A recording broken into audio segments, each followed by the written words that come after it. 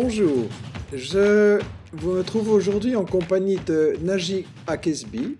En compagnie, c'est beaucoup dire, puisque par la magie de Skype, il est à Rabat et moi près de Bruxelles.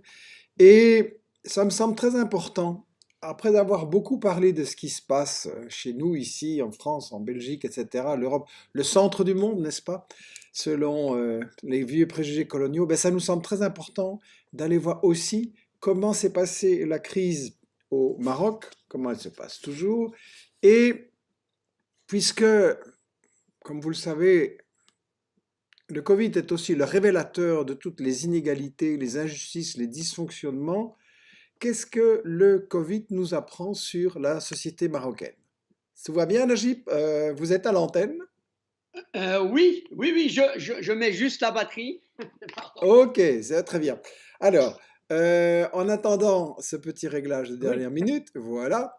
Je disais donc, comment s'est passée la crise au niveau du Maroc? Euh, Qu'est-ce que ça a montré justement par rapport aux faiblesses, on va dire, de la société marocaine? Alors, moi, s'il faut commencer par les enseignements, je pense que ça a le sens. Je pense qu'on peut parler aussi du déroulement de la crise sanitaire, où est-ce qu'elle Mhm. en est. Mais si vous m'abordez de prime abord sur, d'une certaine façon, les leçons que cette crise euh, nous a, nous a apprises, eh ben, je dirais que, essentiellement deux enseignements. Le premier, c'est que malheureusement, ça a révélé à quel point notre système de santé, public en particulier, est en mauvais état. Mhm. Cette crise a mis en évidence, évidemment, des choses que nous connaissions, que nous savions, Ah, mais ça a joué une sorte de révélateur. Lorsque la pandémie est arrivée, ben il a bien fallu, à ceux qui ne voulaient pas voir, il a bien fallu ouvrir les yeux sur l'état désastreux. Un manque à tous les étages, si vous voulez, à commencer évidemment par les structures sanitaires, les lits d'hôpitaux, le nombre de médecins, les infirmiers. Je vous dis, les statistiques le montraient depuis longtemps. Vous savez, nous avons malheureusement, ça c'est les statistiques officielles, nous avons 7 médecins pour 10 000 habitants. ah oui, Quand, alors justement, je vous interromps parce que dans les documents que vous m'avez envoyés, il y en a un qui montre bien justement le problème médecin et aussi infirmière, si je me trompe. Donc, je présente ce graphique.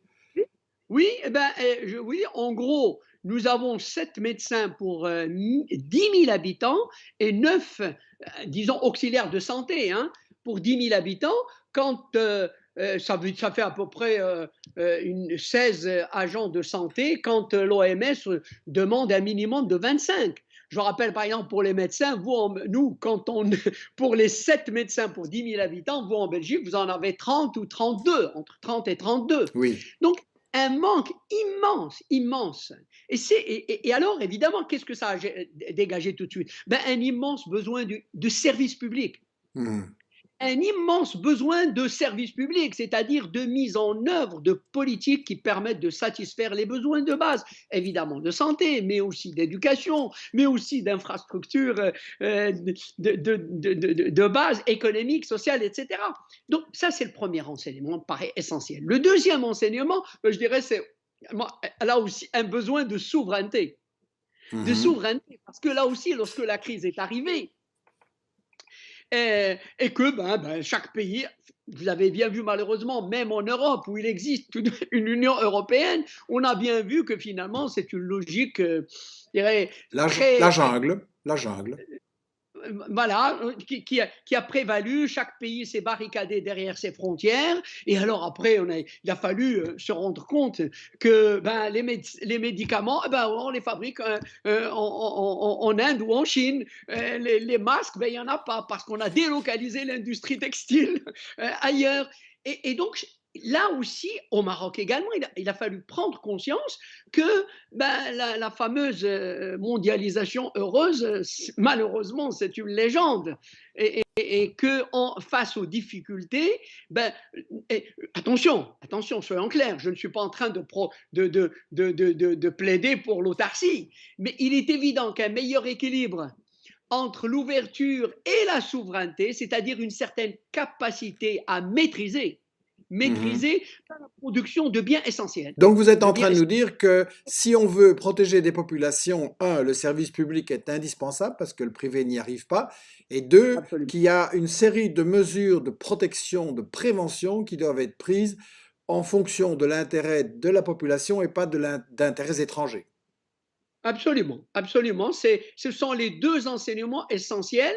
Et elle, alors que, pour tout de même revenir peut-être au déroulement de cette pandémie au Maroc, puisque je pense que ça a été le premier souci que vous avez exprimé au début, euh, je pense très sincèrement que le démarrage a été plutôt bon.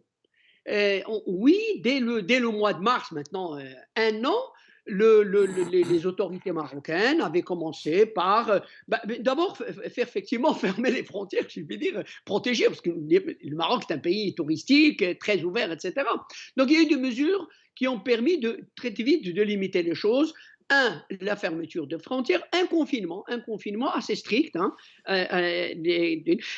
l'administration de la chloroquine azithromycine, qui, en dépit là aussi des controverses Oui, entre depuis lors, scientifiques, c'est fort controversé.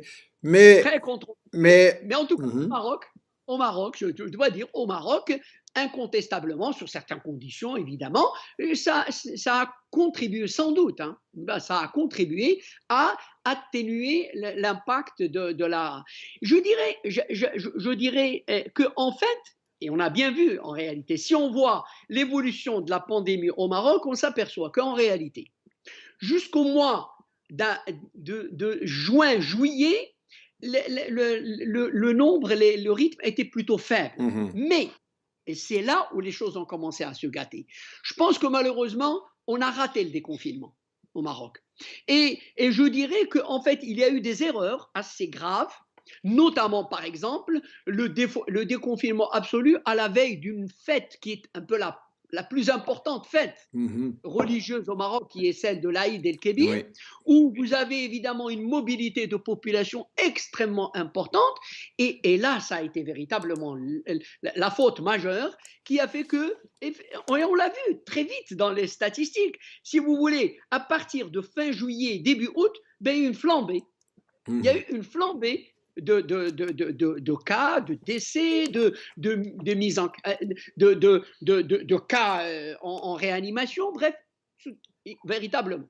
Et puis ça a continué. Vous savez, on peut dire qu'à partir de juillet, on a une sorte de courbe en cloche, mhm, une courbe de gauche, c'est-à-dire un accroissement continu, une aggravation de la situation, on va dire jusqu'à la mi-novembre.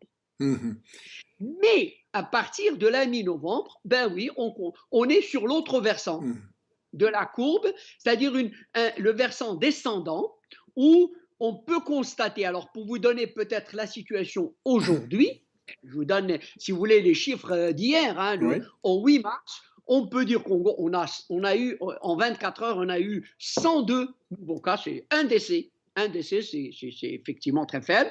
Sur l'ensemble, depuis le début de la pandémie, ben, on a compté au Maroc un peu moins de 390 000 cas. Mhm, Euh, le 8600 ou 1000 cas de décès. mhm, On ne peut pas dire que c'est dramatique. Hein. Et, et, ça montre en fait que, si vous voulez, aujourd'hui, on est véritablement à un tournant. Parce que il y a aussi, dans la presse, je lis ces derniers jours, il y a des frémissements de reprise de cas. Est-ce que ça veut dire que, euh, comme on dit ailleurs, on est à la veille d'une autre vague? Ou est-ce que ça veut dire que la vaccination, là aussi, si vous voulez, je peux vous en dire un mot, la vaccination au Maroc, là aussi, on a l'impression, sincèrement, on a l'impression qu'on commence toujours bien les choses. Hein. mhm, Et en matière de vaccination, là aussi, on l'a commencé au Maroc il y a maintenant, c'était fin janvier, globalement on ne peut pas dire que les choses se passent mal. On a à ce jour, à hier exactement, on a vacciné 3 millions, disons un peu moins de 4 millions de personnes. Vous savez que c'est un chiffre plus qu'honorable. C'est un peu, on va dire, 12-13% de la population. Quand on voit les chiffres en Europe, euh, c'est plutôt plus que honorable. Et donc, on a l'impression que la vaccination se passe plutôt bien jusqu'à maintenant, sauf que là aussi, mais c'est là où on retrouve la question de la souveraineté.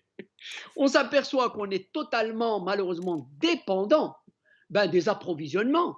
Vous savez, le Maroc utilise AstraZeneca et Sinopharm, Mhm. chinois. Et on est dépendant, Bien. totalement. Vous Mais, connaissez mais Najib, la excusez-moi, bataille mondiale. euh, Bien sûr, vous êtes bien déjà en sûr. plein dans l'actualité, je comprends, et je souhaite la meilleure évolution possible à tous mes amis au Maroc, bien entendu, mais vous avez aussi dit en commençant qu'il était important de tirer les leçons des problèmes qu'on a rencontrés, donc je voudrais qu'on n'aille pas trop vite là-dessus, et tout en signalant qu'on reçoit beaucoup de questions sur Facebook sur toutes sortes de sujets concernant le Maroc, mais on vous a invité pour traiter les leçons du Covid, donc on va se concentrer là-dessus, on verra s'il reste un peu de temps tout à l'heure. Quand vous avez dit les faiblesses du système privé et du système de santé, j'ai lu ici un avis d'un médecin de Marrakech qui a circulé sur Facebook, etc., disant, voilà, notre Maroc compte seulement 1642 lits en réanimation pour 35 millions d'habitants. Et il a dit, notre destin est entre les mains d'un système de santé que nous avons négligé des années durant. Et cette vidéo a été très partagée sur les réseaux sociaux. Qu'est-ce que vous pensez de cette leçon-là? Absolument. Parfaitement d'accord. Vous savez, évidemment, l'État actuel n'est pas tombé du ciel. C'est réellement le résultat d'une politique, malheureusement, je dirais au moins tridécennale. Vous savez, dès les années 80, au cours de cette sinistre décennie 80, que moi j'appelle pendant cette période, que j'appelle le délire néolibéral qui a gagné le monde, Mhm. vous savez, on nous racontait des choses invraisemblables. On nous disait, par exemple, pour justifier le désengagement de l'État, notamment au niveau des services publics, ben oui, on nous disait, mais ne vous en faites pas, le service public va s'occuper de la santé. Il suffit de développer le service privé, la médecine privée, et puis s'il y a un problème, on aura assez de médecins, etc. Bon, et donc, de manière concomitante, eh ben, on a réduit drastiquement les budgets de la santé notamment. Ah oui. On a formé moins de médecins. Vous imaginez aujourd'hui, alors je vous parle, nous avons 12 régions, nous n'avons même pas un CHU par région. C'est Nous vrai? en avons moins que la, ben oui, moins que la Vous moitié. n'avez pas un grand centre hospitalier dans chacune des régions. On n'a pas de. Voilà, Et exactement. comment font les gens alors quand il faut, Eh quand ils bien, je sont ne en connais pas. urgence? Malheureusement, c'est la réalité, c'est une réalité qui est encore là. Vous savez, en milieu rural, c'est encore pire parce que ça se passe au niveau des choses les plus basiques. Par exemple, les accouchements.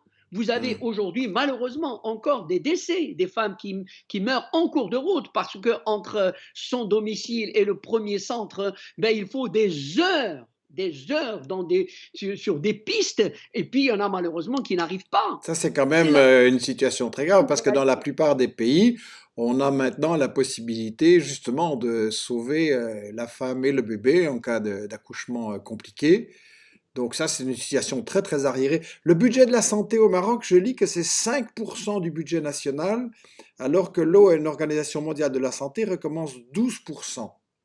Et Oui, oui, vous avez critiqué le privé, et j'ai lu aussi qu'il y a eu des débats, notamment sur le fait que les riches, eux, allaient se soigner dans des cliniques privées, mais qui étaient inabordables pour d'autres. C'est un problème de médecine à deux vitesses. je ne vous le fais pas dire.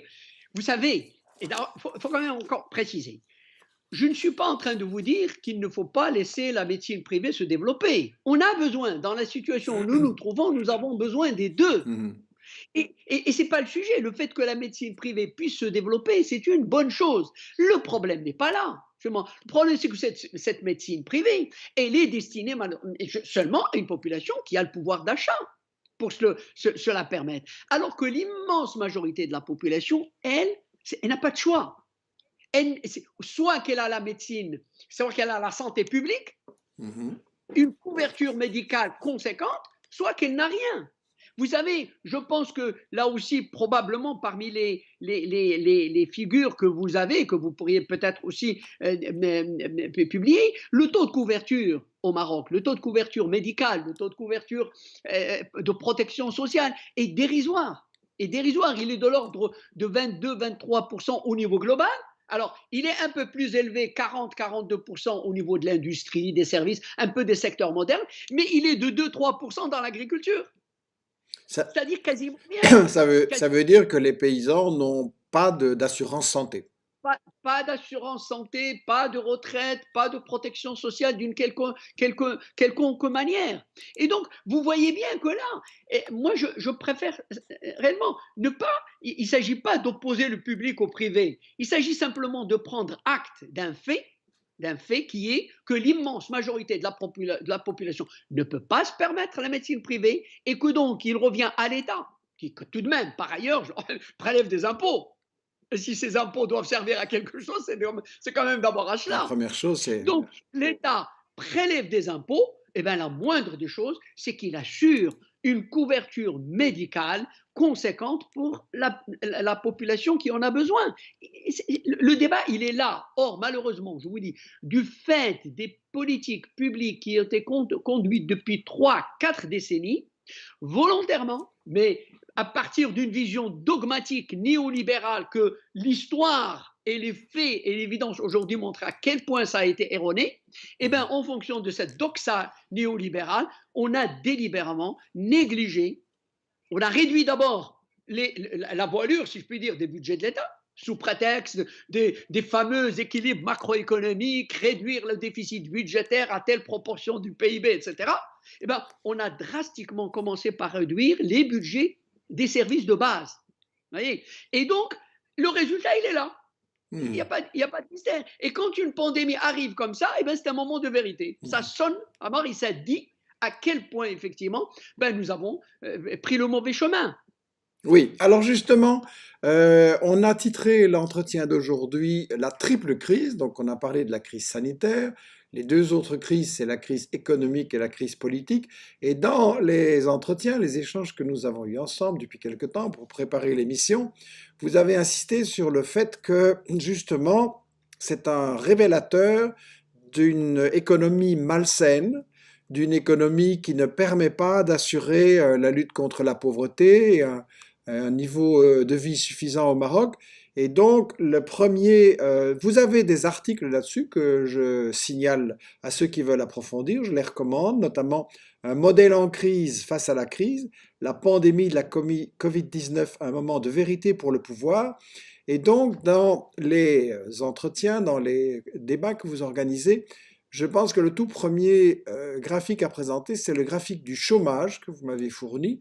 Et donc, on voit ici l'évolution et la structure du chômage en 2020 avec les villes, la campagne, masculin, féminin, donc les diplômés, les non diplômés.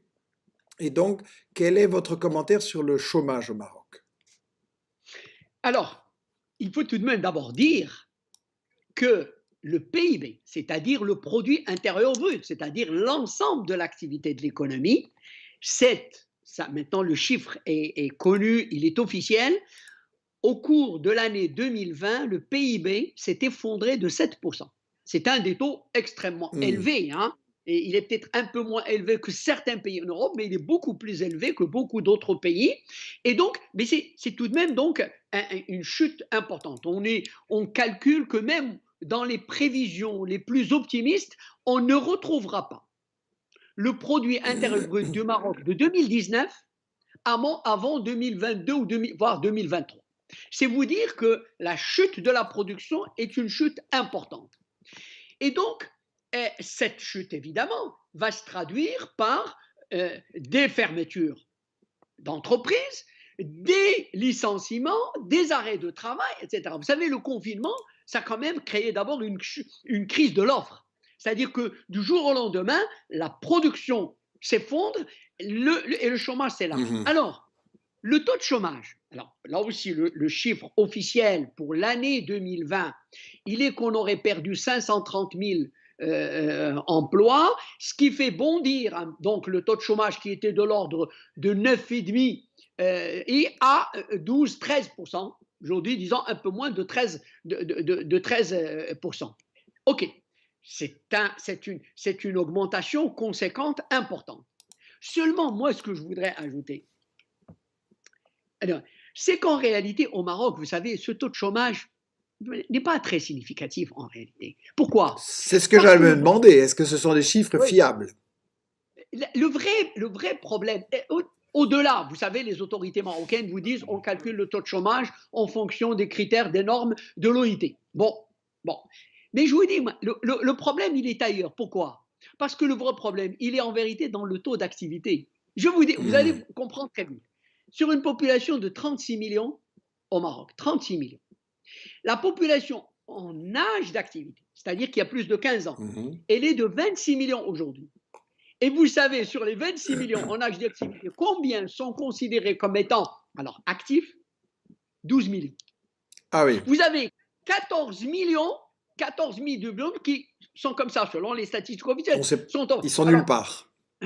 ils sont, alors, évidemment, une grosse partie d'ailleurs, c'est les femmes dites qui font du travail domestique et qui ne sont pas comptabilisées, Mhm. alors que par exemple, en milieu rural, elles travaillent du matin au soir dans les champs. C'est-à-dire qu'ils font du travail qui n'est pas simplement domestique, mais aussi productif. Hein. Mhm. Si vous voulez, de sorte que le taux d'activité, si vous rapportez les 12 millions aux 26 millions, vous avez un taux d'activité de l'ordre de 44-45%. Quand pour vous montrer un peu les comparaisons. En Belgique, par exemple, j'ai vu hier, c'est presque 70%. Disons, selon les années, c'est entre 65 et 70%. En Europe, en gros, c'est au-dessus de 70%. Vous voyez? Donc, le vrai problème, il est dans ce décalage qu'une grande partie de la population active, réellement, en fait, n'est pas comptabilisée dans Mhm. le taux de chômage. Vous imaginez si on prend un seul petit million, si vous me permettez, sur les 14 millions qui se baladent, un petit million, et là on l'ajoute à la population au chômage, le 12,8 ou le 13% de taux de chômage va passer à 25 ou 26. Donc le chiffre ne veut rien dire. Je vais en profiter pour présenter le graphique, le graphique du pourcentage de travail informel qui montre justement une très très grande évolution, enfin une très grande disparité, puisque en Europe on a un emploi informel de 25%, aux États-Unis, toutes les deux Amériques 40%, et l'Afrique 85%, et le Maroc c'est quasiment 80% d'emplois informels. Ça c'est un indicateur sur une mauvaise santé économique. Ben, absolument. Vous savez, les 80%, vous avez vu sur le graphique, moi je ne le vois pas, mais vous pouvez le voir, à part l'Afrique, c'est un des taux les plus élevés dans le monde. En réalité, là aussi, je voudrais quand même relier ça, parce que l'informel, on le connaît, c'est un phénomène classique. Mais, encore une fois, cette crise, cette pandémie Covid-19 a été un moment révélateur. Pourquoi? Je vous ai dit tout à l'heure que la crise a été d'abord une crise de l'offre, mais très vite, en réalité, elle s'est transformée aussi en crise de la demande. Pourquoi? Ben, précisément parce que quand vous avez une population aussi importante qui vit en vérité, l'informel, c'est d'abord le mot-clé, c'est la précarité. C'est la précarité. Mhm. Quand vous avez une population active ou pas, hein, qui est à un tel niveau de précarité, et bien quand arrive le confinement, vous demandez aux gens de rentrer chez eux, d'arrêter de travailler, mais ils n'ont plus de moyens de vivre. Ils n'ont plus de possibilité de vivre. Vous savez, c'est des gens qui, comme on dit, vivent au jour le jour. S'il travaille la journée, il a de quoi vivre, de quoi manger le soir. S'il ne travaille pas la journée, ben, il n'a pas de quoi vivre le soir. Vous avez Et d'ailleurs donc, un graphique qui montre la part des gens qui se sont trouvés sans revenus en avril 2020. Vous faites une distinction selon le niveau de vie et selon le type de classe sociale. Et donc, dans le graphique, on voit que les ouvriers et les artisans sont les plus mal placés, les commerçants aussi, les ouvriers et manœuvres agricoles aussi, les précaires absolument. et clandestins également. Donc, globalement, les pauvres souffrent énormément, doublement de cette crise. Du fait, essentiellement, vous savez, là aussi, je veux dire, il y a des chiffres Celui-là, vous savez, on ne le crie pas sur tous les toits, mais la crise l'a révélé. Vous savez, selon les déclarations officielles, lorsqu'on a mis en place, on a fini par mettre en place un système de distribution de quelques revenus pour permettre justement au confinement de pouvoir se poursuivre, parce qu'autrement les gens n'en pouvaient plus. Lorsqu'on a ouvert une plateforme et on a demandé aux gens qui en avaient besoin de s'inscrire, savez-vous combien se sont inscrits? En gros, si j'intègre aussi la CNSS, etc., c'est 5,5 millions de ménages. Si, selon les chiffres officiels, un ménage au Maroc aujourd'hui, c'est 4 personnes et demie à peu près. Eh bien, si vous prenez le nombre de ménages avec le nombre de personnes, ça nous fait une population de l'ordre de 24 à 25 millions de C'est personnes. pratiquement Vous les deux imaginez, tiers de la population qui ne s'en c'est le sort pas. tiers de la population. Donc là, je vous dis encore une fois, c'est un moment de vérité. Au-delà des chiffres, des statistiques, de ce qu'on peut raconter, là, la crise est venue nous dire les 3 quarts de la population vivent dans une précarité extrêmement insupportable. Et donc, d'ailleurs, un autre indicateur, il est officiel celui-là, c'est la consommation. Selon les chiffres officiels, là aussi, du HCP, la consommation en 2020 a baissé de presque de 9,4%. C'est le commentaire du HCP, c'est une baisse historique. Une chute de 9 à 10% de la consommation, c'est considérable. C'est vous dire effectivement comment cette crise a quand même cette particularité elle a été une crise de l'offre, donc chute de la production, mais surtout elle a été aggravée par le fait qu'elle s'est transformée en une crise de la demande, baisse du pouvoir d'achat, baisse de la consommation, ce qui est d'ailleurs un petit peu différent par rapport à la situation en Europe, n'oublions pas. En Europe, il y a quand même un système de protection sociale, un système de distribution des revenus tel qui a fait que, oui, il y a eu une baisse de la production, il y a eu une crise de l'offre, mais elle n'a pas été d'une certaine manière relayée par une chute de la demande. Mais ça, effectivement, ça a protégé des millions de gens. Et il faudrait signaler pour les jeunes que la sécurité sociale n'est pas tombée du ciel un beau jour, mais ça a été le résultat de luttes ouvrières en France, en Belgique, en Europe acharnées, qui ont fait reculer justement l'intransigeance patronale et qui ont obtenu la protection contre la maladie, le chômage, les accidents de travail, le manque d'emploi, la vieillesse aussi, bien entendu. Donc, en vous entendant, je me dis, il faut quand même faire attention que la crise du Covid ne serve pas de prétexte pour dire, voilà, c'est la faute au virus, c'est pas notre faute.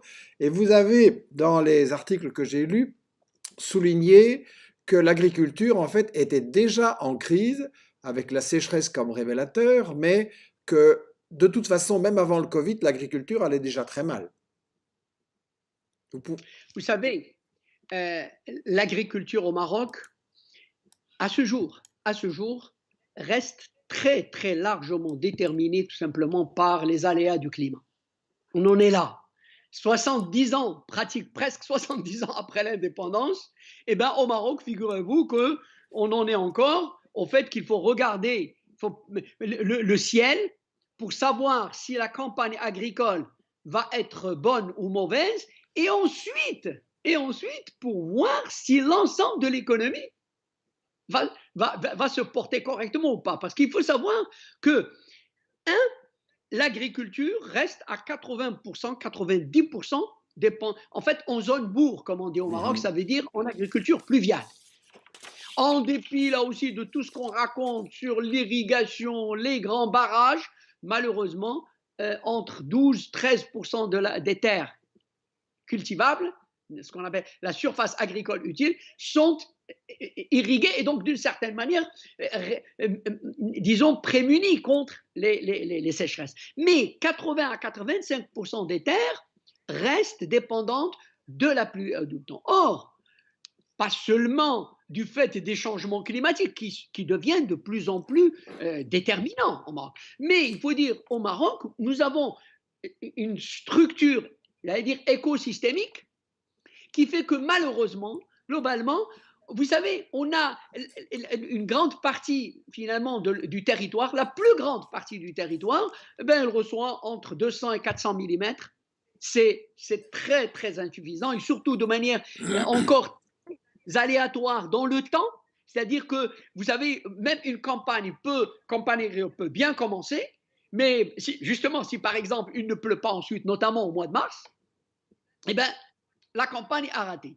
Et donc, vous avez donc cette réalité de l'agriculture, mais ce qu'il faut savoir aussi, c'est que cette agriculture qui, en termes de PIB, ne fait que 15%, 14-15% du Oui, PIB. mais c'est quand Mais même il faut, beaucoup de gens dont la vie en dépend. voilà ce que je veux dire. C'est-à-dire que dans le monde rural, vous avez encore entre 35 et 40% de la population. Et Et donc, excusez-moi, qu'est-ce que vous préconisez de faire pour que justement ces paysans soient protégés contre cette précarité et contre ces aléas de la météo?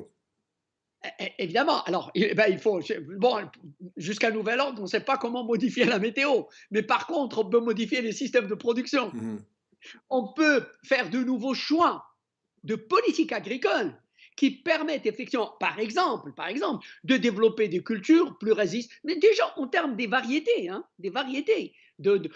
même des céréales, qui est de loin la culture la plus importante au Maroc, il y a des variétés qui sont plus résistantes. Il y a des techniques d'irrigation, comme des techniques d'irrigation complémentaires qui n'ont pas besoin de grosses Mhm. infrastructures, etc., qui peuvent permettre de sauver une récolte. Et pourquoi ça ne vient pas, ça? Vous savez, là, on revient au choix majeur. Vous savez, au Maroc, alors, ça fait partie des choix cinquantenaires, si je puis dire. C'est des choix qu'on a fait depuis 50 ans et qui sont encore là. Par exemple, on a fait le choix de la dite intégration à la division internationale du travail, Mhm. dans la mondialisation. On nous a dit, vous avez des avantages comparatifs pour faire des fruits et légumes. On va dire. Vous voyez, les céréales, les produits de base, ce n'est pas votre truc, laissez de côté. Eh Il faut bien, pour les jeunes expliquer ce que c'était, parce qu'à notre génération, on en a beaucoup parlé. L'avantage comparatif, c'est donc le fait qu'un pays serait, par la nature ou pour la position géographique ou différentes raisons, serait bien placé pour fabriquer telle ou telle chose et moins telle autre, et que donc on a appelé tous les pays à se spécialiser et à faire en sorte d'être exportateur de un ou deux produits. C'est ça, hein, voilà, juste pour expliquer pour la jeune génération. Et donc ça, c'est pas bien. alors vous avez parlé des avantages comparatifs, le climat, mais aussi la main-d'œuvre, tout simplement, le coût de Hmm. la force de travail. Faut quand même, ce sont des cultures. On nous a dit de nous spécialiser dans les fruits et légumes parce que, évidemment, les conditions climatiques, etc., sont appropriées, mais aussi tout simplement parce que c'est des cultures qui demandent beaucoup de main-d'œuvre et le coût de la main-d'œuvre est bas. Et donc, on a aussi tiré avantage de ce faible coût de la force de travail pour développer des cultures qui, alors, quel est le problème en réalité? Là aussi, il ne s'agit pas, soyons clairs, il ne s'agit pas de dire qu'il faut arrêter d'exporter. Nous avons besoin d'exporter et c'est la question, c'est que, un, il n'est aujourd'hui, à Pleuron, il n'est pas question de continuer à produire des cultures qui tout simplement détruisent les faibles ressources naturelles que Hmm. nous avons, à commencer par l'eau. Deuxièmement, il s'agit évidemment de faire en sorte que les systèmes de production soient peu équitables pour la population qui travaille dessus, pour la force de travail qui sont dessus. On n'a pas le temps de développer, mais il faut savoir quand même que c'est les conditions sociales. Donc il Les faudrait conditions une sociales. stratégie de bonne utilisation de l'eau de la terre. Excusez-moi de vous Et, provoquer un et si peu, tu mais la permets, dernière fois que je suis allé à Marrakech, j'ai été un peu étonné, alors qu'on me disait on a un problème d'eau, de voir des pelouses absolument superbes, comme des terrains de golf qui étaient fort arrosés. Elles étaient mieux que la pelouse de mon jardin, c'est clair. Et c'est pas une erreur, ça?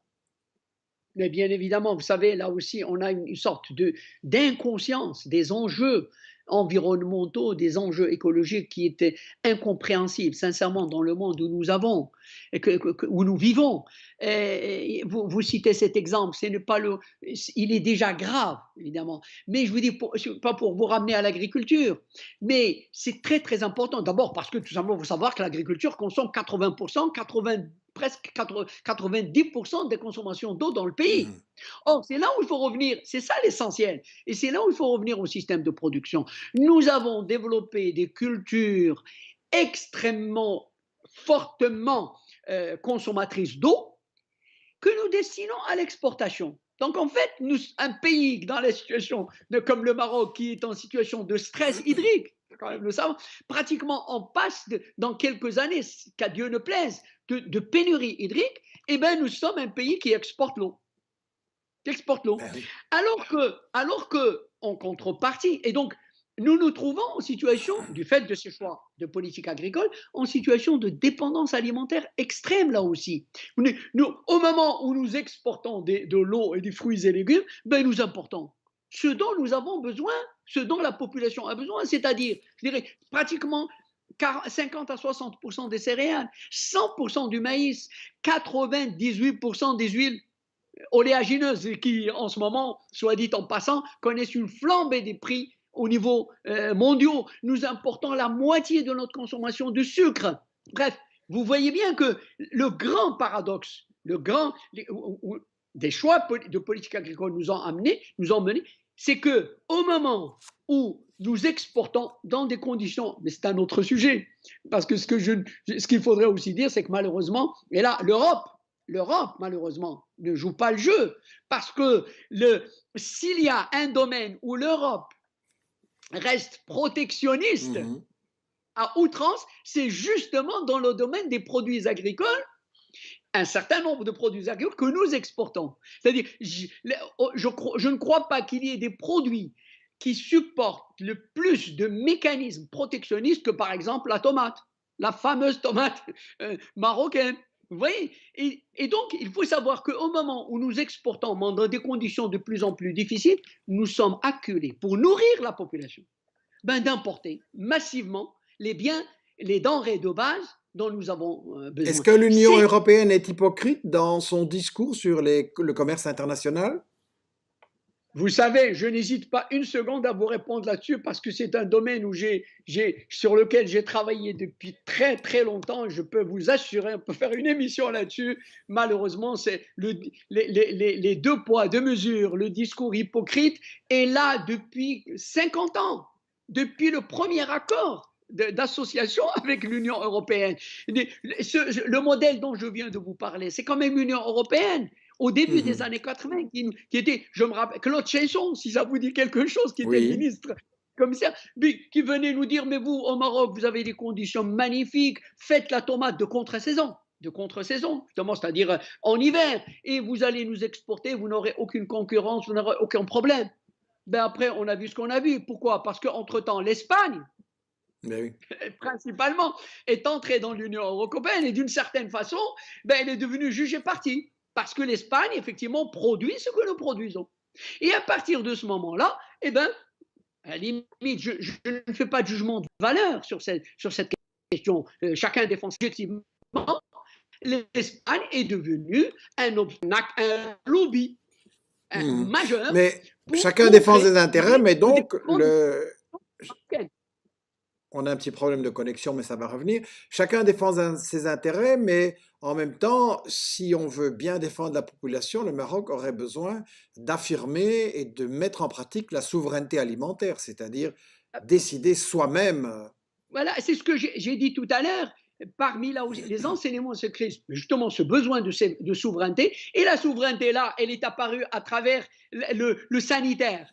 Mais la souveraineté, elle est d'abord justement alimentaire, mais elle est aussi énergétique, elle est Oui. industrielle. Vous voyez? Et donc, l'enseignement majeur, c'est que oui, notamment en matière alimentaire, en fait, il s'agit pas de, je ne veux, il s'agit pas de faire dans la démagogie. Nous savons que nous ne pouvons pas produire 100% de tous nos besoins. C'est une évidence. Et donc, il ne s'agit pas de dire qu'il faut chercher à produire 100% de blé, 100% de maïs. Non, c'est pas ça qui est en question. Mais il s'agit de trouver l'équilibre approprié. Vous savez, la souveraineté, c'est d'abord une capacité de maîtriser Mhm. ses choix de politique agricole. D'abord en fonction des besoins internes, des besoins de la population avant que ce soit ceux du marché mondial. Oui. Est-ce Et qu'il donc, y a au Maroc des gens qui n'ont pas cette vision et qui justement font des choix par intérêt qui ne sont pas les choix de la majorité de la population? je ne vous apprends rien si je vous dis que c'est les choix de l'État, c'est les choix des gouvernements qui ont fait ces choix justement depuis 50 ans, qui se sont succédés. Mhm. Je vous dis, il y a une permanence des choix depuis pratiquement les années 60. Je ne suis pas en train là de vous parler de choix conjoncturels qui peuvent changer d'une saison à l'autre. Ce sont des choix. Vous avez depuis 50 ans, des gouvernements ont changé, des partis sont montés, d'autres sont descendus, etc. Les choix dont je suis en train de vous parler sont des choix permanents, permanents. Et donc, oui, évidemment, pour être lucide, sur ces choix, se sont greffés aussi des intérêts de classe. Mhm. Soyons clairs, c'est pas des choses qui sont incompréhensibles. Il y a des intérêts de classe qui se sont greffés sur ce choix, et donc des classes sociales qui s'alimentent, qui sont alimentées par cette situation. Vous savez, quand je vous parle, par exemple, des importations de céréales ou de sucre, mais derrière, il y a de grosses sociétés, de gros intérêts qui prospèrent dans l'importation. Oui, derrière l'ouverture à tous les vents de la mondialisation de l'économie marocaine, se sont développés des Mhm. intérêts très, très sonnants et trébuchants. Et donc, évidemment, aujourd'hui, constituent des lobbies contre cette volonté de prendre acte de la nécessité de la souveraineté alimentaire, par exemple. Mhm. Et mais je vous dirais, il n'y a rien de particulier là-dedans. C'est le Et combat à classique. d'autres pays, c'est vrai. Alors, il y a un graphique que j'ai envie encore de montrer, c'est la balance entre les exports et les imports, plutôt celui-ci, pardon. Euh, Dans ce graphique, vous indiquez qu'en fait, les euh, importations dépassent de beaucoup les exportations du Maroc. Donc, il y a un déséquilibre. Vous pouvez expliquer en 2 mots pourquoi il y a ce déséquilibre? D'abord, alors, c'est d'abord la rançon tout simplement d'ouverture. Vous savez, le Maroc est un pays très ouvert, même sur le plan du commerce extérieur. Le taux d'ouverture, c'est 85 à 86%. Ça veut dire que si vous prenez les importations et les exportations, vous le rapportez au PIB, nous sommes un pays extrêmement ouvert. Le problème est que cette ouverture a été plus subie que choisie et n'a pas été réfléchie en réalité. De sorte que nous sommes devenus plutôt une économie d'importation qu'une économie d'exportation comme on nous le promettait. Parce que n'oubliez pas, quand on nous parlait d'avantages comparatifs, de nécessité de développer les exportations, on nous disait ben, vous allez devenir les fameux dragons Hmm. de l'export, vous allez engranger des ressources en devises qui vont ensuite vous aider à vous développer. Vous pensez, vous savez, vous parlez de déficit commercial. Le premier déficit de la balance commerciale au Maroc est apparu en 1974. Mhm. Je n'ai pas en train de parler d'hier. 1974. Avant, on avait une balance commerciale excédentaire. Et depuis 1974, eh bien, je peux vous dire, il n'y a pas une seule année où nous avons rétabli juste un équilibre. Et donc, c'est pour vous dire que le déficit de la balance commerciale est en permanence, est permanent depuis 50 ans. Première chose. Deuxième chose, il faut dire, là aussi, depuis 20 à 30 ans, si vous voulez, nous avons fait, alors là, véritablement, encore un saut qualitatif. On a fait dans l'excès. Vous savez que le Maroc a signé des accords de libre-échange. Là, on s'est révélé être des champions. On a signé des accords de libre-échange avec 56 pays.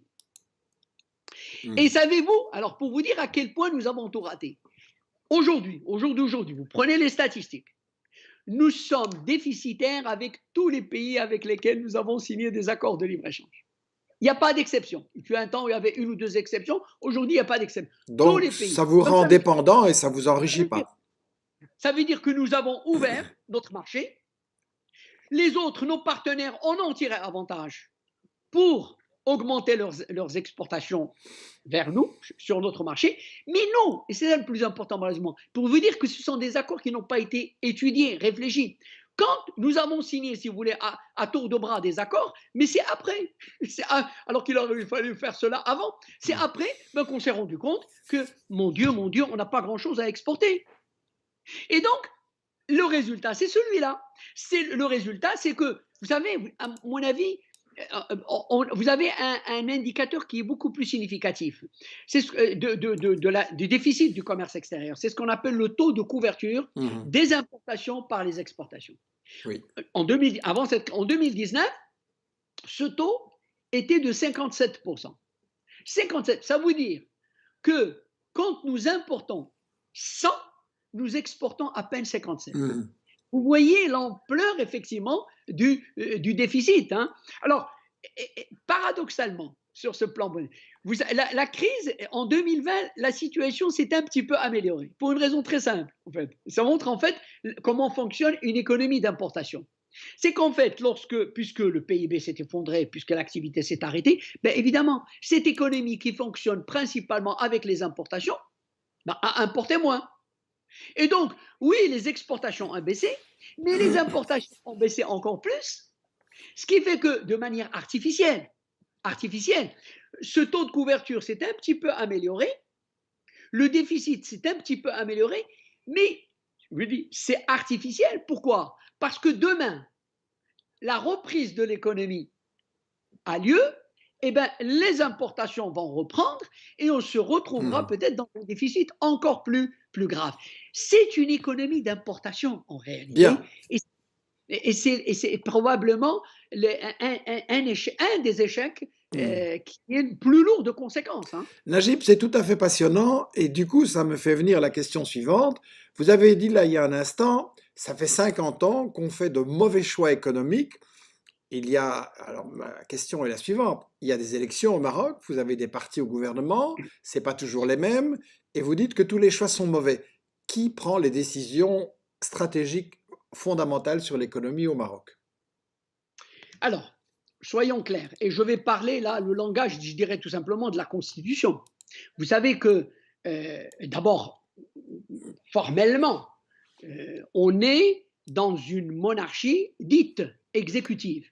Ce n'est pas une monarchie parlementaire, c'est une monarchie exécutive, ça veut dire concrètement que c'est le roi c'est le palais qui est l'instance exécutive, donc qui prend les décisions, qui fait les choix, etc.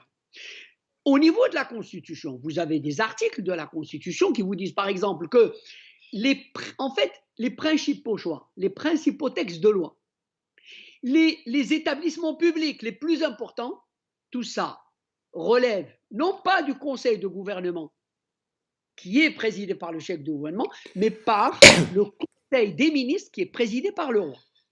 Et donc, je vous dis très simplement, dans le système politique marocain tel qu'il fonctionne depuis toujours, depuis l'indépendance, presque depuis, disons, le début des années 60, vous avez un système politique où le centre du pouvoir est au niveau du palais, pas au niveau du gouvernement, pas au niveau des partis politiques. Pas.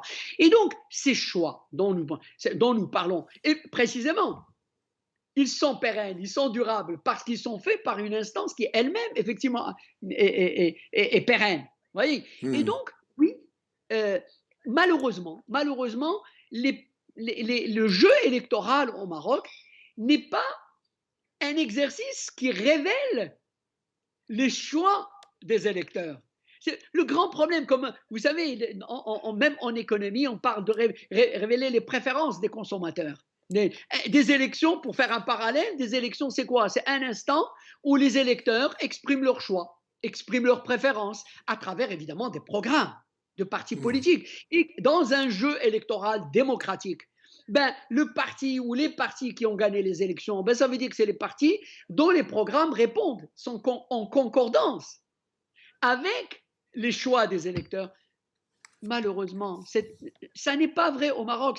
Malheureusement, cet exercice ne fonctionne pas. Nous avons des élections, mais qui souvent sont simplement un jeu de rôle à un moment donné.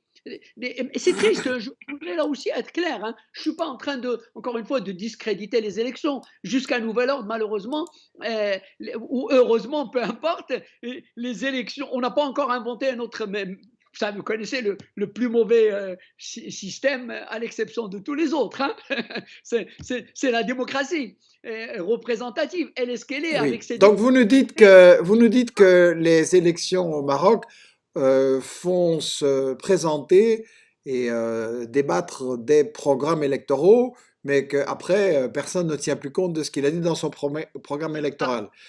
Je, Après, je vous ils- dirais, pour vivre en Europe, où ce n'est pas la royauté qui décide à la place des partis politiques, mais c'est pas les partis politiques non plus. Moi, je vous dirais qu'on a des très beaux programmes avant les élections, mais après, tout le monde les oublie aussi en disant oui, c'est pas possible, il faut être réaliste, etc. Donc, ça sera toute une discussion sur la démocratie, oui, mais la démocratie comment? Najib, je crois que c'est absolument passionnant ce que vous nous avez dit aujourd'hui. On en parlerait bien encore pendant des heures, mais il faut laisser le temps à tout le monde d'aller manger aussi. On a Thierry qui nous dit fameux bonhomme, quel courage de s'exprimer avec autant de clairvoyance. On a Leïla qui nous dit si le Maghreb s'unissait, il inonderait le monde entier. La division du Maghreb, c'est un gros handicap. un immense, pas simplement un immense handicap, c'est un immense gâchis. C'est un immense Hmm. gâchis. Je peux vous assurer que l'un des échecs je dirais moi, je mesure mes mots, de l'humanité du dernier siècle, il est là. Et voilà, 5 pays qui ont, qui n'ont que, je dirais presque, qui n'ont que des raisons de s'unir, qui n'ont que des raisons, à partir de la langue jusqu'à la complémentarité des économies. La complémentarité. Nous avons des économies qui sont complémentaires, qui ne sont pas en compétition. Vous voyez, Et pourquoi elles ne s'unissent pas? ben pour des raisons politiques, tout simplement. Malheureusement, ne cherchez pas ailleurs, n'allons pas chercher midi à 14 heures.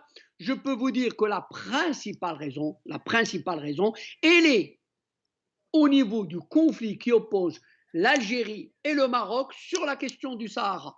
Oui. On peut retourner la question comme on veut, il n'y a pas d'autre raison. Ce problème saute, tout devient possible. Que faut-il faire Tout devient alors? Que possible. faut-il Voilà. faire sur ce problème? Que faut-il Ben, faire? vous savez, je vais vous dire.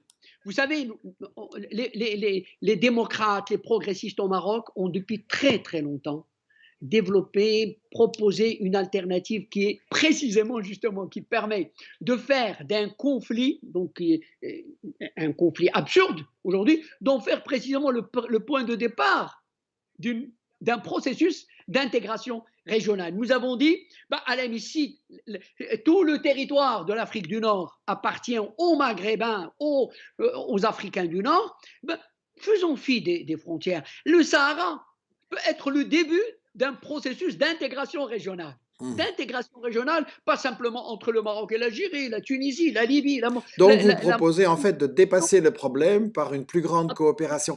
Est-ce que vous croyez que les anciennes puissances coloniales, ou toujours coloniales, je ne sais pas, ont aussi intérêt à ce que les pays du Maghreb restent divisés et plus faibles? Mais évidemment, vous savez, ça, il ne faut pas se faire d'illusions. Les faits sont là. Hein. Je veux dire, simplement un fait d'histoire d'abord. Vous savez qu'en 1957, l'armée de libération, je ne parle pas des autorités, l'armée de libération marocaine ben, était sur le point, dans la foulée de la libération, de l'indépendance, était sur le point de libérer le Sahara marocain. Mhm. Et c'est une opération conjointe, dite dans l'histoire connue comme opération Écouvillon, entre la France et l'Espagne, qui a arrêté ce processus. C'est pour vous dire qu'il ne faut pas se faire d'illusions. Mhm. Les grandes puissances, évidemment, ont intérêt à ce que ce conflit, même si, vous savez, dans le langage géopolitique, c'est une guerre froide, c'est une zone de tension qu'on laisse, si vous voulez, à froid pendant un temps, Ouais. qu'à Dieu lui plaise.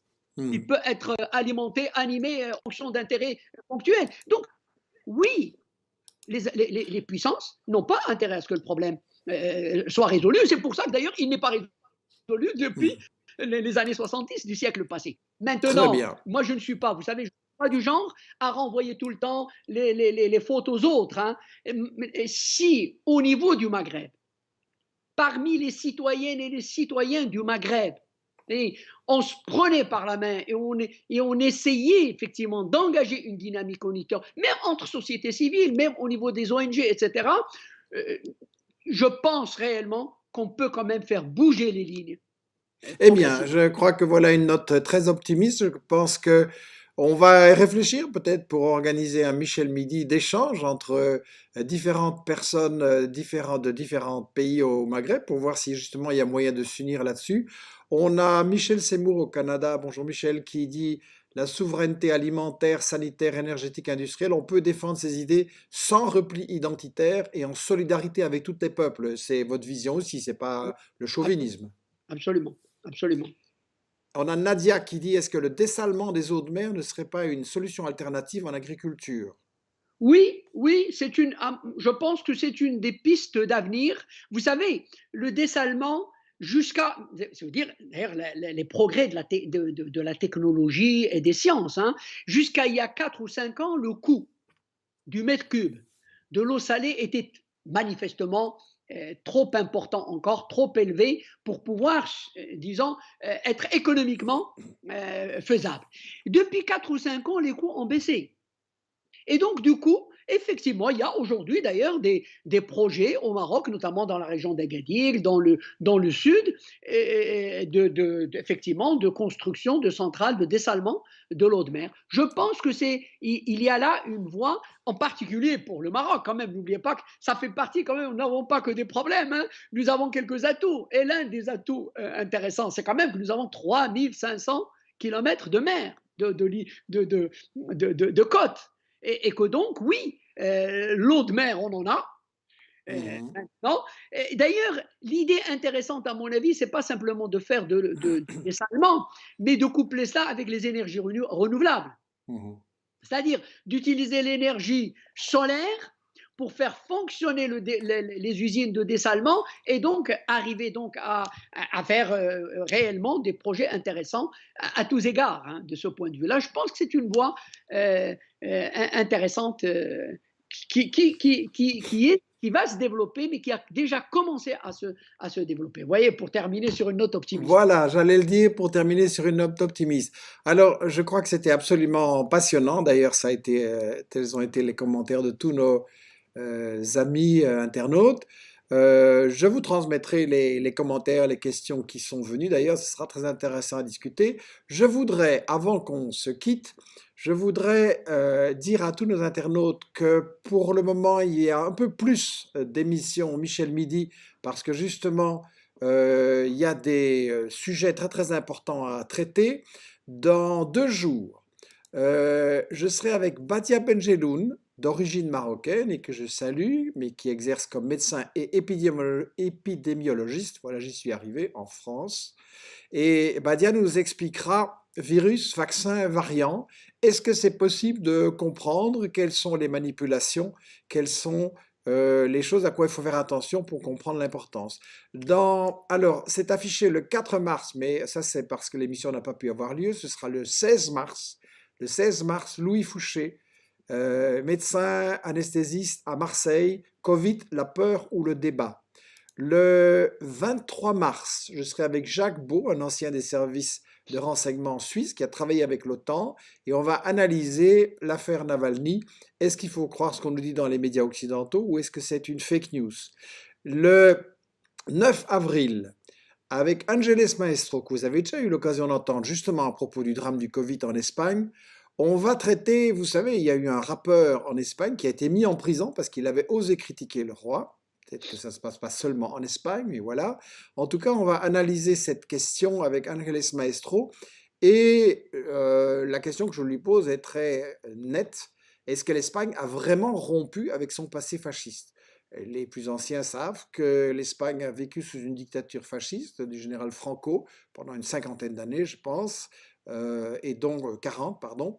Et donc, on va analyser est-ce que l'État espagnol est vraiment nettoyé. Et puis, on va analyser aussi la question de l'antisémitisme avec Vincent Engel, pardon, romancier et essayiste.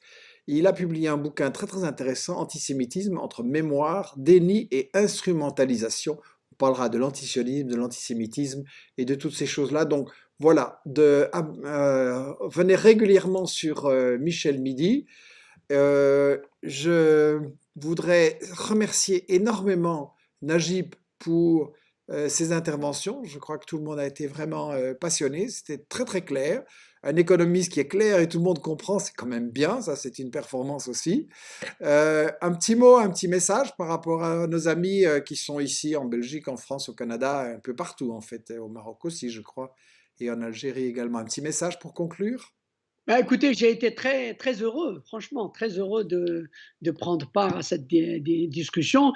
Je voudrais adresser réellement mes salutations à tous les amis. J'en compte beaucoup, notamment en Belgique, mais aussi ailleurs, notamment à la communauté marocaine, et en particulier aussi même à des amis, à des camarades, à des démocrates en Belgique et ailleurs. Je voudrais leur transmettre mes salutations. Ça a été un réel plaisir.